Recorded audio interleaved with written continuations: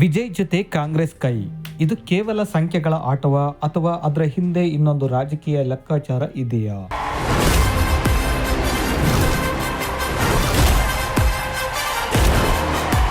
ತಮಿಳುನಾಡಿನ ರಾಜಕೀಯದಲ್ಲಿ ಹೊಸ ಅಧ್ಯಾಯ ಶುರು ಮಾಡಿದ ವಿಜಯ್ ನೇತೃತ್ವದ ತಮಿಳಗಂ ವೆಟ್ಟಿ ಕಳಗಂ ಈಗ ಸರ್ಕಾರ ರಚಿಸೋ ತವಕದಲ್ಲಿ ಇದೆ. ಆದ್ರೆ ಪ್ರಸ್ತುತ ಸ್ಥಿತಿ ನೋಡಿದ್ರೆ ತಮಿಳುನಾಡು ವಿಧಾನಸಭೆಯ ಒಟ್ಟು ಸ್ಥಾನಗಳು 234, ಬಹುಮತಕ್ಕೆ ಬೇಕಾಗಿರುವುದು 118. ಬಟ್ ಟಿವಿಕೆಗೆ ಸಿಕ್ಕಿದ್ದು 108 ಸೀಟುಗಳು. ಅಂದ್ರೆ 10ರಿಂದ 11 ಶಾಸಕರ ಕೊರತೆ ಸರ್ಕಾರ ರಚನೆಗೆ ತೊಡಕಾಗಿದೆ. ವಿಜಯ್ 2 ಕಡೆ ಸ್ಪರ್ಧಿಸಿರೋದ್ರಿಂದ ಒಂದು ಸ್ಥಾನವನ್ನ ತೆರವಾದ್ರೆ ಟಿವಿಕೆಯಲ್ಲಿ ಉಳಿಯೋದು 107 ಸೀಟುಗಳು ಮಾತ್ರ. ಹಾಗಾಗಿ 11 ಶಾಸಕರ ಅವಶ್ಯಕತೆ ಎದ್ದು ಕಾಣ್ತಾ ಇದೆ. ಸ್ಪಷ್ಟವಾಗಿ ಒಬ್ಬರೇ ಸರ್ಕಾರ ರಚನೆ ಸಾಧ್ಯವಿಲ್ಲ. 108 ಸೀಟುಗಳೊಂದಿಗೆ ಅತಿ ದೊಡ್ಡ ಪಕ್ಷವಾದ್ರೂ ಬಹುಮತಕ್ಕೆ ಇನ್ನು 10ರಿಂದ 11 ಸೀಟುಗಳು ಬೇಕೇ ಬೇಕು. ಹಾಗಾಗಿ ಈಗ ಎಲ್ಲರ ಕಣ್ಣುಗಳು ಇಂಡಿಯನ್ ನ್ಯಾಷನಲ್ ಕಾಂಗ್ರೆಸ್ ಕಡೆ ತಿರುಗಿವೆ. ವೇಣುಗೋಪಾಲ್ ಹೇಳಿಕೆ ನೋಡಿದ್ರೆ ವಿಜಯ್ ಕಾಂಗ್ರೆಸ್ ಕಡೆಗೆ ಹೋಗುವ ಸಾಧ್ಯತೆ ಹೆಚ್ಚ?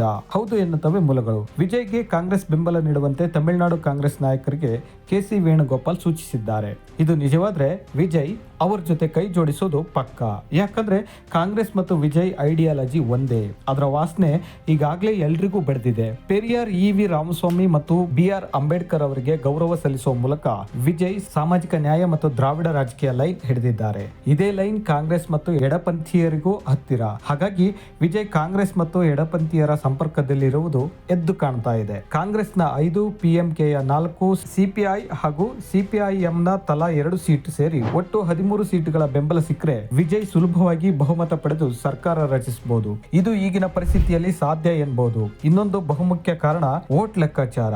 ಅಹಿಂದ ವರ್ಗ ಅಂದ್ರೆ ಅಲ್ಪಸಂಖ್ಯಾತರು, ಹಿಂದುಳಿದವರ ಮತ ಬ್ಯಾಂಕ್ ಪ್ರಭಾವ ಕಾಂಗ್ರೆಸ್ನ ಶಕ್ತಿ. ಇದೇ ಶಕ್ತಿ ಟಿವಿಕೆಗೂ ಕೂಡ ಆಸರೆ ಆಗಬಹುದು. ಹಾಗಾಗಿ ಡಿಎಂಕೆ ಮೈತ್ರಿ ಪಾಳ್ಯದ ಕೆಲವು ಮಿತ್ರ ಪಕ್ಷಗಳು ನೇರವಾಗಿ ಟಿವಿಕೆ ಜೊತೆ ಸೇರದೆ ಬಾಹ್ಯ ಬೆಂಬಲ ನೀಡುವ ಮೂಲಕ ಸರ್ಕಾರ ರಚಿಸುವ ಅವಕಾಶ ಕೊಡಬಹುದು. ಆದ್ರೆ ಇಲ್ಲೊಂದು ಸಮಸ್ಯೆ ಇದೆ. ಅದು ಸರ್ಕಾರದ ಆಯಸ್ಸು. ಸರ್ಕಾರ ರಚಿಸಬಹುದು, ಆದ್ರೆ ಎಷ್ಟು ದಿನ ಇರುತ್ತೆ ಅನ್ನೋದು ಡೌಟು. ಸ್ಥಿರ ಸರ್ಕಾರ ಸಾಧ್ಯವಿಲ್ಲದ ಮಾತು. ಹಾಗಂತ ಎಐಎಡಿಎಂಕೆ ಜೊತೆ ಮೈತ್ರಿ ಇಂಪಾಸಿಬಲ್. ಆಲ್ ಇಂಡಿಯಾ ಅಣ್ಣಾ ದ್ರಾವಿಡ ಮುನ್ನೇತ್ರ ಕಳಗಂ ಜೊತೆ ಚುನಾವಣೆ ಸಮಯದಲ್ಲಿ ಕಟುವಾಗಿ ಟೀಕಿಸಿದ್ದಾರೆ ವಿಜಯ್. ರಾಜಕೀಯ ವೈಮನಸ್ಸು ಹೆಚ್ಚಿರೋದ್ರಿಂದ ಎಐಎಡಿಎಂಕೆ ಜೊತೆ ವಿಜಯ್ ಸೇರೋ ಸಾಧ್ಯತೆ ತೀರಾ ಕಡಿಮೆ. ವಿಜಯ್ ಸ್ಥಿರ ಸರ್ಕಾರ ರಚಿಸಲು ಈಗ ದಾರಿ ಕಂಡುಕೊಳ್ತಿದ್ದಾರೆ. ಟಿವಿಕೆ ಕಾಂಗ್ರೆಸ್ ಜೊತೆ ಸೇರಿ ಸ್ಥಿರ ಸರ್ಕಾರ ರಚಿಸೋ ಪ್ರಯತ್ನ ಜೋರಾಗಿದೆ. ಇದರಲ್ಲಿ ಇನ್ನೊಂದು ಬಹುಮುಖ್ಯ ಕಾರಣ ಕೂಡ ಇದೆ. ಅದು ರಾಜಕೀಯ ಹೊಂದಾಣಿಕೆ. ಇತಿಹಾಸ ನೋಡಿದ್ರೆ ಕಾಂಗ್ರೆಸ್ ಸಾಮಾನ್ಯವಾಗಿ ಮೈತ್ರಿ ಹೊಂದಾಣಿಕೆಯಲ್ಲಿ ಹೆಚ್ಚು ಅನುಭವ ಹೊಂದಿರುವ ಪಕ್ಷ. ಸಿಎಂ ಸ್ಥಾನಕ್ಕೆ ಪಟ್ಟು ಹಾಕದೇ ಇರಬಹುದು. ಪಟ್ಟು ಹಾಕುವಂತ ಲೀಡರ್ಸ್ ಅಲ್ಲಿಲ್ಲ ಎನ್ನಬಹುದು. ಇದರಿಂದ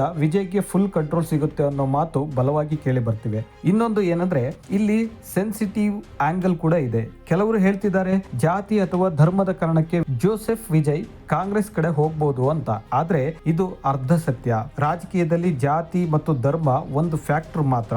ಆದ್ರೆ ಅಂತಿಮ ನಿರ್ಧಾರ ಸೀಟ್ಗಳು, ಐಡಿಯಾಲಜಿ, ಪವರ್ ಬ್ಯಾಲೆನ್ಸ್ ಈ 3ರ ಮೇಲೆ ನಿಂತಿರುತ್ತೆ. ಅದಕ್ಕೆ ವಿಜಯ್ ಪೆರಿಯಾರ್ ಇ.ವಿ. ರಾಮಸ್ವಾಮಿ, ಬಿ.ಆರ್. ಅಂಬೇಡ್ಕರ್ ಅವರಿಗೆ ಗೌರವ ಸಲ್ಲಿಸುವ ಮೂಲಕ ಬಹುದೊಡ್ಡ ರಾಜಕೀಯ ಸಂದೇಶ ನೀಡಿದ್ದಾರೆ. ಸಾಮಾಜಿಕ ನ್ಯಾಯದ ಜೊತೆ ದ್ರಾವಿಡ ರಾಜಕೀಯದ ದಾರಿ ತೋರಿಸಿದ್ದಾರೆ. ಕಾಂಗ್ರೆಸ್ ಮತ್ತು ಎಡಪಂಥೀಯರಿಗೆ ಹತ್ತಿರವಾಗಲು ಇದು ಸೂಚನೆ ಎನ್ನಬಹುದು. ಸರ್ಕಾರ ರಚಿಸಲು ಕೆಲವೇ ದಿನಗಳು ಇರೋದ್ರಿಂದ ಸಮಯದ ಒತ್ತಡ ಕೂಡ ವಿಜಯ್ ನಿಭಾಯಿಸಬೇಕು. ಒಂದು ವೇಳೆ ಬಹುಮತ ತೋರಿಸಲು ವಿಫಲವಾದ್ರೆ ರಾಷ್ಟ್ರಪತಿ ಆಳ್ವಿಕೆ ಅಥವಾ ಮರುಚುನಾವಣೆ ಸಾಧ್ಯತೆ ಖಂಡಿತ ಎನ್ನಬಹುದು. ಒಟ್ಟಿನಲ್ಲಿ ಟಿವಿಕೆ ಅತ್ಯಂತ ದೊಡ್ಡ ಪಕ್ಷವಾಗಿ ಹೊರಹೊಮ್ಮಿದ್ರು ಸ್ಪಷ್ಟ ಬಹುಮತ ಇಲ್ಲದ ಕಾರಣ ಕಾಂಗ್ರೆಸ್ ಮತ್ತು ಲೆಫ್ಟ್ ಪಾರ್ಟಿಗಳು ಕಿಂಗ್ ಮೇಕರ್ಸ್ ಆಗಿದ್ದಾವೆ. ಕೋalition ಸರ್ಕಾರ ರಚನೆಯಾಗಿ ವಿಜಯ್ ಸಿಎಂ ಆಗೋದು ಬಹುತೇಕ ಖಚಿತ. ಆದ್ರೆ ಸರ್ಕಾರ ಇನ್ನೊಬ್ಬರ ಸಪೋರ್ಟ್ ಮೇಲೆ ನಿಂತಾಗ ಅಸ್ಥಿರದ ತೂಗುಕತ್ತಿ ವಿಜಯ್ ಮೇಲೆ ನೇತಾಡ್ತಿರುತ್ತೆ. ಈಗ ವಿಜಯ್ ಮುಂದೆ 3 ದಾರಿಗಳಿವೆ. ಕಾಂಗ್ರೆಸ್ ಜೊತೆ ಮೈತ್ರಿ, ಅದು ಸ್ಟೇಬಲ್ ಗವರ್ಮೆಂಟ್ ಅನ್ನ ಕೊಡುತ್ತೆ. ಹೊರಗಿನ ಬೆಂಬಲ, ಸ್ವಲ್ಪ ರಿಸ್ಕಿ ಗವರ್ಮೆಂಟ್. ಒಬ್ಬರೇ ಪ್ರಯತ್ನ ಮಾಡೋದು ಅಸಾಧ್ಯ. ಸಿಎಂ ಗಾದಿ ಕೈ ಚೆಲ್ಲಿ ಕುಳಿತುಕೋಬೇಕಾಗುತ್ತೆ. ಆದ್ರಿಂದ Congress alliance is not emotional, it's purely strategic. ಇದು ಜಾತಿ ಧರ್ಮದ ಕತೆ ಅಲ್ಲ. ಇದು ಪವರ್, ಸಂಖ್ಯೆ ಮತ್ತು ಸ್ಟ್ರಾಟಜಿಯ ಗೇಮ್. ಮತ್ತೆ ಈ ಗೇಮ್ ನಲ್ಲಿ ವಿಜಯ್ ಯಾವ ನಡೆ ಇಡ್ತಾರೆ ಅನ್ನೋದು ತಮಿಳುನಾಡಿನ ಭವಿಷ್ಯವನ್ನ ನಿರ್ಧರಿಸುತ್ತೆ. ಏನಂತೀರಾ? ಕಮೆಂಟ್ ಮಾಡಿ. Thank you.